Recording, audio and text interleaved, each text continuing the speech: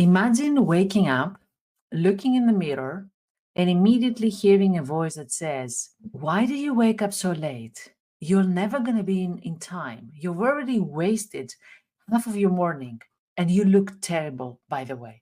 That's your inner critic at work.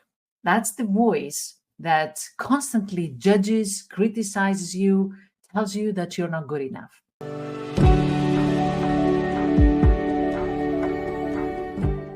Hi, my name is Vassia. I'm a psychologist. I'm a perfectionism expert. And we're here today to talk about something that many of us struggle with daily. It's our inner critic. And the thing is that many of us think that we need our inner critic in order to excel. Or actually, there are many reasons why we want to keep our inner critic. We hang to that voice really strongly. But if it's so harmful, then why do we hang on it so much? That's a great question. The answer might surprise you, or maybe you know that already. Many of us believe that our inner critic serves a valuable purpose. First of all, we think that our inner critic is a source of motivation. We might think that if I'm not hard on myself, I will become lazy. I will become complacent. It's like having an inner drill sergeant in our head, constantly pushing us to do better, to work harder, to achieve more, and therefore we're staying motivated like that. I remember I had a client and she used to say to me that because of her inner critic, she managed to succeed in law school. And she said to me that if I don't keep pushing myself, I'll fall behind and I'll fail. So we really give a lot of credit to our inner critic. And you already see probably the fact that we dismiss our own efforts and our own skills, and we attribute our success to our inner critic. It's because of my inner critic that I succeeded, not because of my efforts, not because of my skills. Secondly, we associate our inner critic with maintaining high standards. If I don't have my inner critic, then I will settle for less. I will compromise. That's more or less the rationale behind it. We believe that by constantly scrutinizing our performance and finding fault, that we are ensuring quality in everything we do. It's like having a quality manager in our head, rejecting anything less than perfection.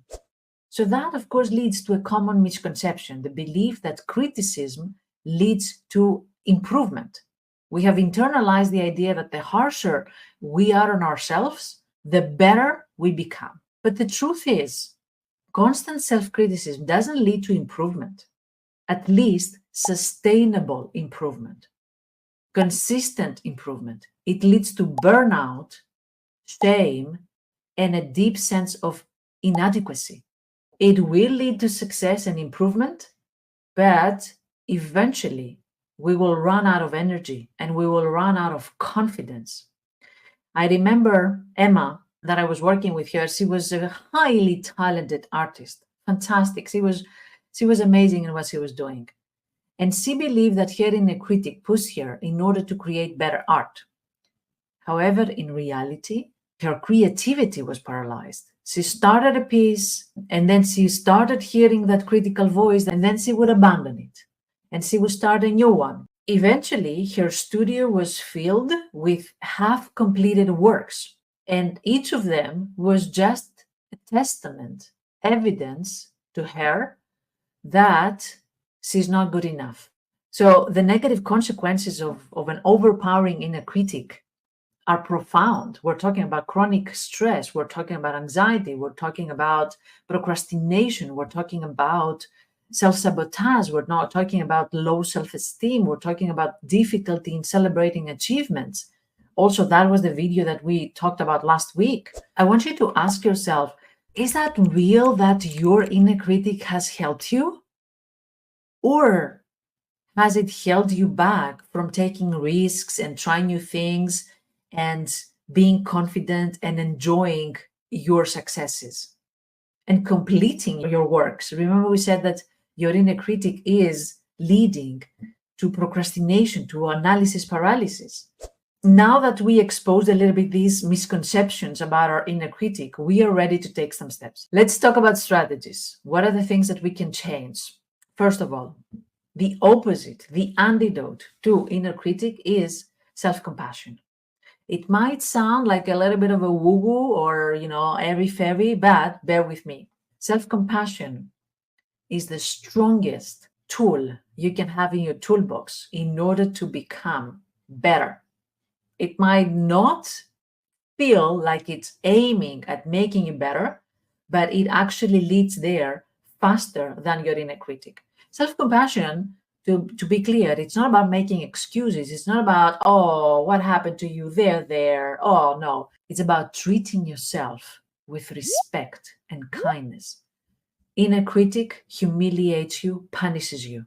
Self compassion allows you to make a mistake and learn from your mistake and become more resilient and go back in the game faster, but also with the same confidence and self efficacy that you had before. Try this. Next time when you make a mistake, pause. Notice the critical thoughts. And notice also how you feel because of that. Probably you're feeling really bad about yourself. You're feeling stressed. You're feeling like you want to not think about it anymore. You want to escape that place. It's terrible. But then imagine what you would say to a friend in the same situation. Would you berate them or would you offer understanding and encouragement? So start being compassionate in the same way towards yourself. And again, it's not about you allowing yourself to not have high goals and not want to improve. Nothing like that. But it's about treating yourself in a kind way so that with this kindness, you can actually preserve your sense of self-worth and continue working. That's what doesn't happen with the inner critic. Your inner critic smashes your self-worth. Emma, when the artist that we were talking about before, when she started doing that, that was a game changer for her. She would catch herself thinking, oh, I'm so stupid, I'm useless, I am not as creative or talented as I thought. But then, instead of that, she would say things like, an artist block is normal to happen. It's okay that I get this. It doesn't mean that I'm not a talented artist. What can I learn from this? Or how can I treat myself through this block?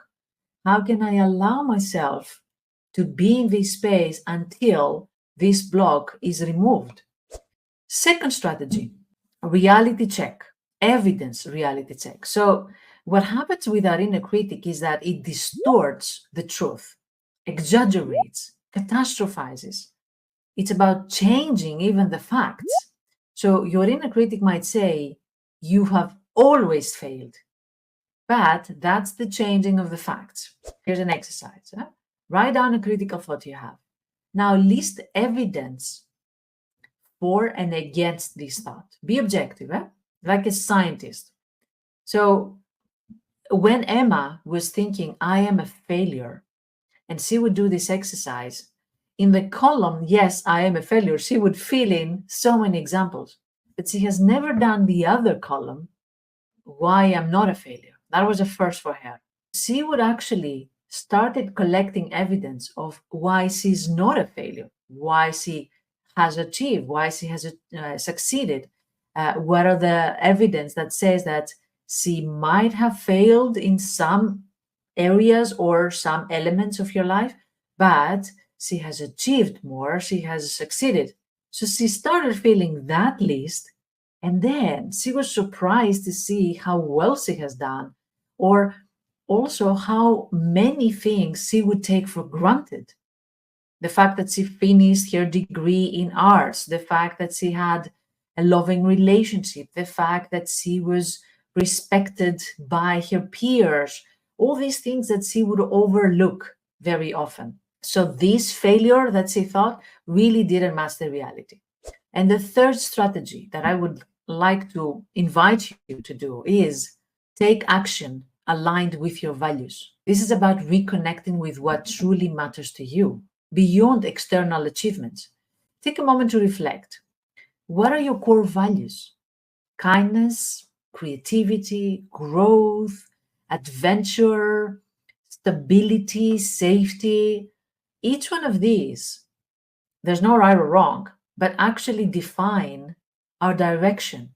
And any action you take that is aligned with your values cannot be a mistake, cannot be a failure, because it's aligned.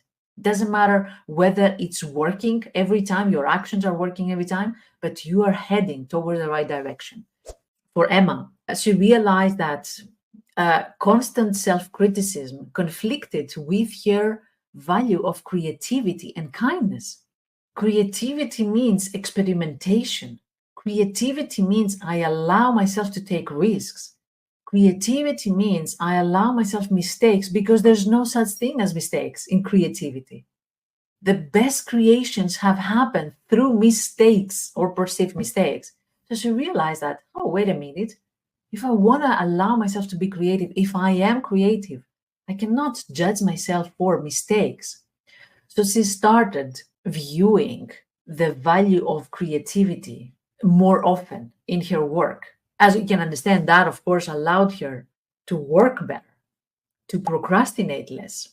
So when you start implementing these strategies, as we said, the mindful self compassion, the evidence based reality checking, the values aligned action, it will take time. Let's be realistic. Change takes time. Be patient with yourself. Your inner critic might be with you forever. It will be with you forever. We cannot completely eradicate our inner critic, but with consistent practice, we're going to grow another voice that allows us to be kind to ourselves and to grow through a different path, a more consistent growth, a more sustainable growth. We turn down the volume of the inner critic and we amplify our own authentic, compassionate voice. Let me tell you, if you have already tried some of these strategies, what is your experience with that? Also, let me know if you would like to work with me and with my team in silencing your own critic. If you also want to change this perfectionistic mindset, talk to me and we're going to find solutions. We're going to create a program for you. There's already a program for perfectionism that I offer on one-to-one basis, but also a course on perfectionism. So there's plenty of resources here. Let me know your needs in the comment. Let me know your experience in the comment. Feel free to send me an email or a direct message, and then we take it from there. Remember, you are so much more than your achievements and your mistakes. Until next time, take care of yourself.